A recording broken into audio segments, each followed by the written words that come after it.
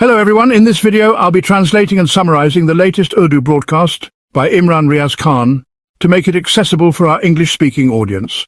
Let's go through the key developments and insights in Imran Riaz Khan's words. After Ravi and the elections, the water flowing from India into the Sutlej has started reducing. In fact, in the early river areas, the water surface is going down continuously. But for at least the next 15 days, it doesn't look like conditions in South Punjab will improve, because around Multan, the water that has been standing has caused a lot of difficult situations. There is no proper arrangement to remove the water. People are trapped in the water, many of them, and the government is right there in front of you, doing what it is. In Punjab, about 2.1 million acres of agricultural land has been submerged. There are many villages, farms, orchards, a lot of infrastructure belonging to farmers. The agricultural machinery is badly damaged. All the tube wells, all the bores will have to be redone. It's a huge destruction. It feels like the ground has been taken from under the farmer's feet and the roof has been torn from over his head. And many people are writing continuously that farmers have never before faced such devastation as now in Punjab. Another thing, the fish farms. In those very areas, farmers had set up fish farms in places where the ground's capacity to absorb water was low, in saline-affected land. Those fish farms have also drowned. They are submerged. The fish got out. You can't stop them. When there's open water, they swim out. So people have lost billions of rupees. That's a major loss. Fish farming is done on a large scale. This was the season when the fish were almost mature. They'd already been fed a lot. In the coming 2 to 3 months, these fish were to be harvested and sold in the market. So this was almost a finished crop of fish, which now has gone to waste. That's also a big loss. It seems that the government wheat is being destroyed intentionally. In areas where water went and remained, no safeguards were taken at government warehouses. The wheat was not moved beforehand, even though for quite some time it's been known that flooding is coming. These areas are flooded, and the wheat stored is very badly damaged. Behind this, a source of mine told me, these government people are very clever. They move a lot of wheat earlier. Then they make a report saying the wheat was destroyed. It was gone, although they had already stolen it. Some people claim this. I don't know how true the claim is, but in our Pakistan, this is how government departments operate. Wherever TikTokers go, people get food, bread, even chocolates. They give apples, fruits, water, they feed people, they make videos, but where they don't go, and there are, millions of people, these efforts reach at most 100, maybe 200 people. Many people are left out. There is a video of a woman crying. She says, "I have 7 children and I got 1 plate of rice. Now tell me, how do I feed 7 children? That is the current condition. People are given rations, photos are taken, videos are made. Then the rations are taken back. I have actual video of this behavior. People are crying, saying, "We got rations." Names were recorded with photos and videos. They said, "Pick up ration when you leave." But when we tried to leave, we were not given. They took it back. Such disrespectful acts are being done to people. I saw a relief packet. Look inside it. The value of the goods is small, but the cost of the packet is high. The advertisement or branding of the packet has more value than the contents. It's a strange madness with which the province of Punjab is being run. Just see how expensive the packet is. With that money, they could feed bread to people. Something would reach their stomachs. But in their desire to show off, they have crossed all limits. Look at this hospital. Look at the emergency door. Around it, above and below, there are 8 pictures of the TikTok leadership. It is phototerrorism. Just as with terrorism, people are forced, made fearful. Similarly, with these photos, people are made to feel intimidated. The establishment is doing phototerrorism. Can phototerrorism make a failed TikToker into a leader? I don't see it happening. The conditions are that people are made to stand far away. In one video, a lady is standing somewhere holding a microphone trying to speak, saying Allah khair kare, may God grant good. People are made to stand far away, many acres away. She is standing on top of a car door so that she is visible, and so nothing can be done to her immediately. She can get down if needed, because they have reports. Let me show you something. This is a video dated the 18th. In it, I see a child throwing stones at posters of Nawaz Sharif and Mariam Nawaz in a flood-affected area. If you look closely, there's a board below saying 1,800. The flood victims are so distressed they're expressing their pain. This isn't orchestrated by political parties. These are natural scenes. They are afraid that people might even throw stones at them. After some time, they'll enter public with helmets. At the moment they have police, administration, lots of security. The military is used. Agencies are used. If you publish a report against them, agencies come and pick people up. Journalists are targeted. They registered cases against Samina Pasha, a working woman journalist. She was removed from her job. Pressure is applied on her. Now she works through social media. Because she does not praise those in power, her bank accounts are sealed, so her family cannot eat. They have attacked people's livelihoods just so that their selected puppets are praised. If you praise them, you continue getting money. Your account stays open. But if you criticize or expose these puppets, they'll seal your accounts. They'll take away your means of living. My Lord is Allah, the Lord of Dignity. Sana Pasha is standing firm. What they have done with Shakir Iwan, they placed him under the fourth schedule, sealed his accounts, blocked his identity card, shut off his mobile SIM. Twice the ISI took him. They subjected him to brutality. What injustice, what oppression this country is undergoing continuously.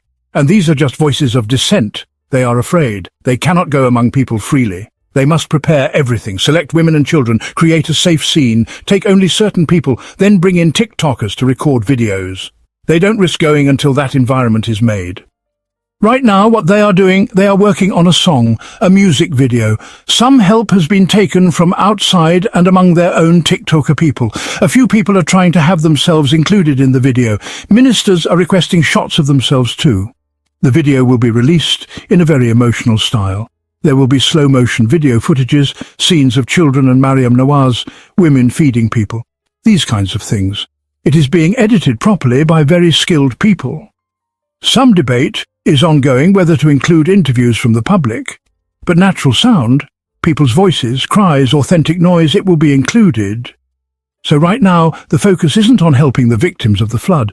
The focus is on doing political self-promotion. Ads need to be made, and for that right now, work is being done on a music video. I don't know when they will launch it. They'll wait for the right time, and then they'll launch it. Anyway, a music video is being prepared. I'm telling you this beforehand. I'd already told you earlier that they will go to Saudi Arabia with the cameraman, and they already had the music prepared. They were planning to make some videos with that music and upload them later. That happened, didn't it? I told you earlier. Then when she was returning from Japan after visiting the flood victims, I told you what their next plan was. They did exactly that. Now, I'm telling you that a video is being prepared which will include their family. One suggestion is that they should take Mian on a brief trip somewhere and include that in the video. So right now work on this has paused, but work is continuing rapidly and it's likely that Mian will be included in the future. Viewers, to help the flood victims, Shahbaz Sharif said, we might waive their electricity bills. First of all, their bills are very small, they're very poor people, but even to waive their bills, they have put a condition. They will go to the IMF and get permission. Now, the issue is, to help their own flood victims, they have to go to the IMF for permission. What do you call it when you mortgage yourself? It means that even to breathe, they need permission from the IMF. Our people are drowning, we want to help them. But let's go get permission from the IMF first. They say they will rehabilitate people, they say they will put people back on their feet, they say they will compensate for all the losses. But the truth is, they can't compensate for the loss of livestock. They can't cover the billions of dollars in agricultural damages. They won't be able to make up for the upcoming losses in industry, and they certainly can't compensate for the loss of human lives. These are irrecoverable. You can listen to all their stories, but they're not going to provide any real relief. They're just going to make songs. As for helping the flood victims, your Form 47 Prime Minister says, I will take permission from the IMF. If they approve, we will help the flood victims. And if the IMF refuses, then God help us. Now, viewers, Zardari has gone on a tour of China. When he arrived, he was welcomed by China's Deputy Foreign Minister and Deputy Governor. Honestly, if even a consular officer had welcomed him, Zardari would still have been happy. It's not like he would have objected, saying, why did a mere consular officer receive me? I am the President of Pakistan. The fact is, not even the Chinese governor showed up. Not even their foreign minister was there. This is the level of respect our leadership commands in China today. But this is still Pakistan, the country that borrows money from others.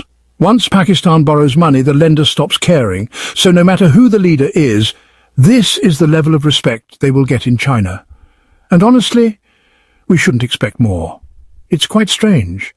One person leaves and another arrives. Shahbaz Sharif visited recently, and the army chief visited too. What is left for Zardari to do now? From a constitutional point of view, the President of Pakistan has no such powers that could lead to the development of anything during such a tour. This is a symbolic visit just for the sake of it. Any memorandums of understanding that had to be signed, they have already been done. So what is Zardari even going there for? These are showcase tours, pure entertainment, a circus of Pakistani leadership. One comes, another goes. Their coming and going never ends. They're treating government aircraft like rickshaws. They're squandering national wealth recklessly on these tours, constantly wasting money. Now, viewers, I want to share a few important things with you. Major updates regarding Pakistan's military establishment. But before that, I want to tell you about the flood victims. I've seen many videos. There was a man who came out of the floodwaters crying, floating on drums for who knows how many kilometers. He was exhausted and in tears. He said, "They all died. I was bringing my family in a boat. I couldn't save them. The boat sank. They all drowned." He said this to Asadullah Khan. Asadullah Khan, Shahbaz, Umar Daraz Gondal, Sheikh Sahib, Agha Sheikh Sawa, Hasnain, Usman Chowdhury. All these people are reporting things that are deeply painful to witness. And we as a nation are being forced to see these things that we never wish to witness. Meanwhile, the government's attention is focused elsewhere. Now, let's talk about some key demands made by Mayor Bano Qureshi.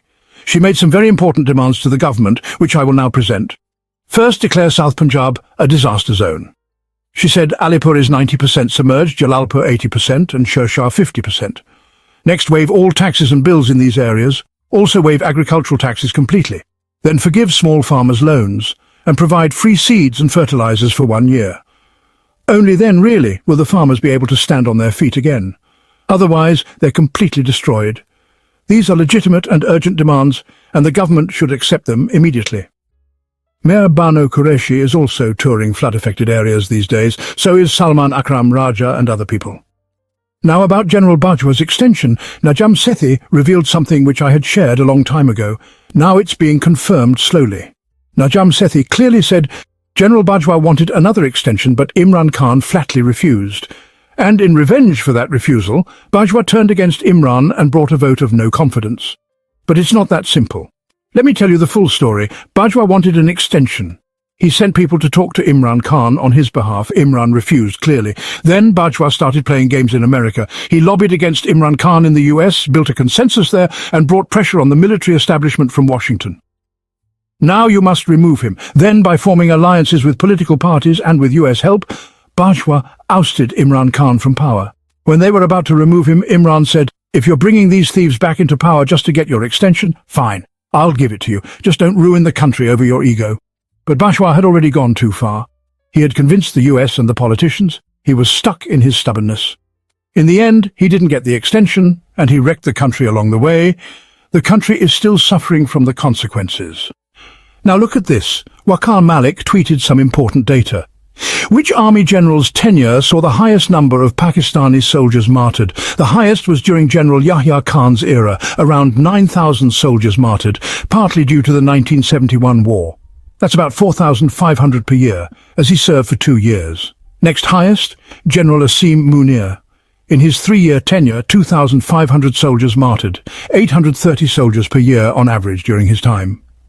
After General Musharraf, General Kayani's era saw an increase in terrorism. In his tenure, an average of 580 soldiers were martyred per year. During General Raheel Sharif's tenure, 400 soldiers were martyred per year on average, and terrorism decreased during his time.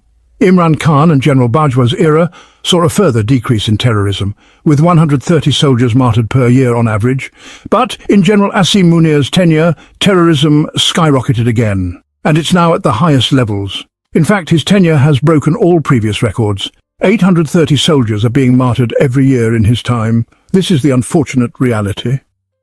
Now, let's look at the situation in Pakistan at the moment. One thing is clear. The country is still struggling, and the military leadership has failed to control the growing violence and terrorist activities. This data shows the magnitude of the crisis and the tragic loss of life among Pakistani soldiers, which is a clear indicator of the state of security and governance in the country. Najam Sethi's revelations about General Bajwa's political involvement, the military establishment's pressure on political leaders, and the shifting alliances are all part of the larger picture. The military has been increasingly influencing the country's political landscape, with its own agenda overshadowing national interests. The loss of soldiers, the rise in terrorism and the continuous political instability are all consequences of decisions made by those in power. It's a cycle that keeps repeating itself. With each passing year, more lives are lost and more damage is done. And yet, the people continue to suffer, while the leadership keeps making political maneuvers. Now, viewers, I have shared some crucial updates and insights about Pakistan's current situation.